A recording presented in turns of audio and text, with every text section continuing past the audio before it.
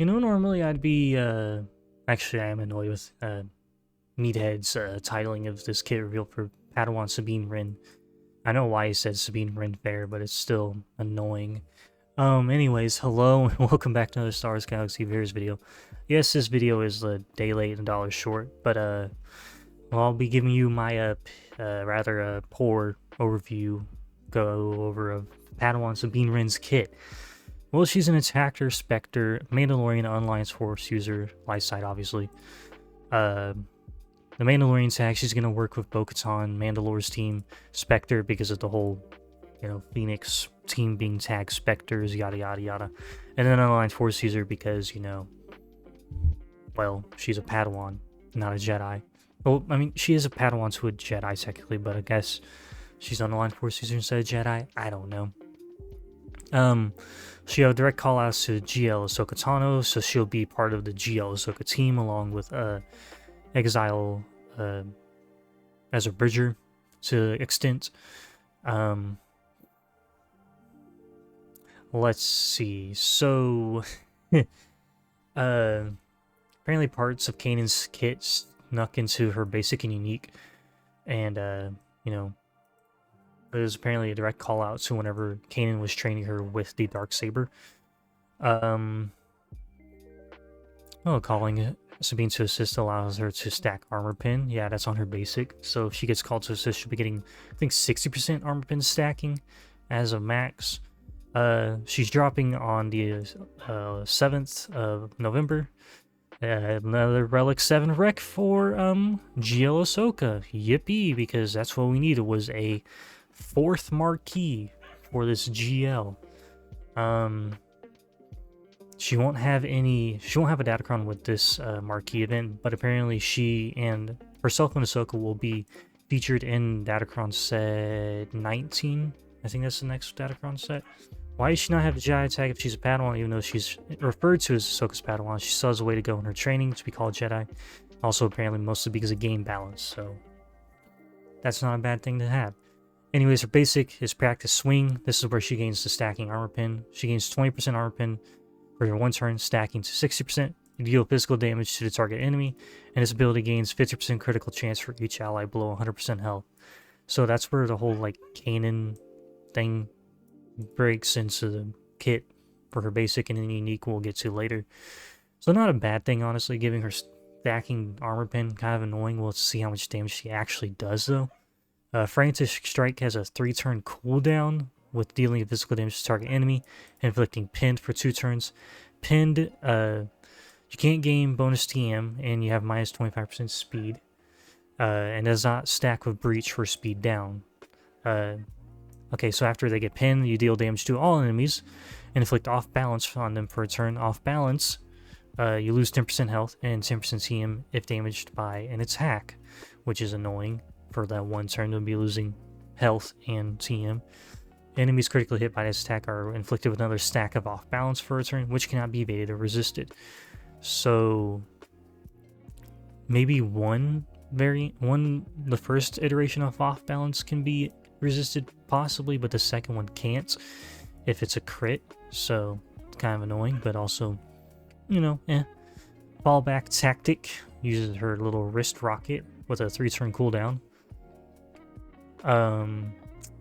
She tries to use the force first. Kind of flickers out, and she's like, screw it, rockets. Anyways, you deal physical damage twice to the target enemy for each buff and debuff on the target enemy. This attack gains 10% critical damage max to 100%. That is annoying.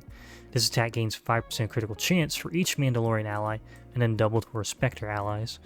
So if you have her in Bo-Katan Mandalore's team, that's what, 20% extra critical chance, and then doubled for Spectre. That'll be interesting to see what that does. Then you remove 25% TM and an additional 5% TM per relic campfire level. Per relic level for each critical hit score. What? So 25% TM rule base and an additional 5% per relic level for each critical hit scored. What? So what? Okay. Why, first and foremost. I mean, you're going to be having a Relic 7, so if it's a critical hit, so that's an extra 35% TM removed up to what? 60% TM removal potentially? Okay, so maybe she... I wonder how much crit chance she has based in. That'll be interesting to see. Her unique is a little long-winded, and this is where the only Ami on her kit is. It's a Sentinel of Lothal with a Zeta Ami. She has plus 25% of critical chance and critical damage, and 7% critical... not critical. 7% counter chance, sorry. So she already has 25% crit chance baked into whatever she has on top of her kit normally, so it'll be interesting to see. If there's a light side Mandalorian ally in the leader slot, whenever she uses a special ability, she gains a stack of Ancestral Resolve, maxing at 100% per rest battle, which cannot be copied, dispelled, or printed. That's her call out to Bo-Katan Mandalore, and armor, and... is OG Bo? Yeah, OG Bo as well. But you just want to do Bo-Katan Mandalore, really get the Ancestral Resolve fun rocking and rolling. Whenever another Spectre ally uses a special ability, she gains 1 stack of Force Concentration, doubled if the ally is Ahsoka Tano, for the rest of the battle, which cannot be copied, dispelled, or prevented. Does it tell us what Force Connection does? No. Whenever she gains a stack of Force Connection from another Spectre ally, she gains an additional stack of Force Connection. Okay. Whenever Ahsoka Tano uses an ultimate ability, Sabine gains 10 stacks of Force Connection and 5% Mastery for the rest of the battle, which cannot be copied, dispelled, or prevented. Okay, so whenever Ahsoka ults, which will be interesting to see how often that is once that kit gets dropped, whenever that'll be. 10 stacks that can't be prevented. Interesting. At 20 stacks of Force Connection and every 10 stacks afterwards, Sabine will gain an additional 50% critical damage for the rest of the battle. That's annoying because once Ahsoka ults, that's 10 stacks there, and then who knows how much she'll be able to gain just proactively from Ahsoka's kit as a whole and all that. Now, for some reason, they didn't highlight this, but this is her Omni's Territory War related. So while in Territory Wars, the light side Mandalorian allies have plus 50% defense and offense, and plus 30 speed doubled for Spectre allies. So actually that's not bad because you get a 2-for-1 for covering 2 different factions. The light side Mandalorians will get just 50% offense, 50% defense, and 30 speed, but then Spectre allies gain 60 speed, 100% offense, 100% defense. Not bad. Whenever she gains a stack of Ancestral Resolve or Force Connection, she also gains 2% critical damage and defense pin. Okay. And if the allied leader is Ahsoka Tano, Sabine starts the battle with 20 stacks of Force Connection. So then she automatically starts getting that 50% critical damage for the rest of the battle. If the allied leader... oh wait, no, you're right, that part. Whenever Ahsoka Tano uses a special, she gains 10% ult charge. Why? Whenever Ezra Bridger Exile gains Purgle Migration, he also gains an additional 5 stacks of Purgle Migration.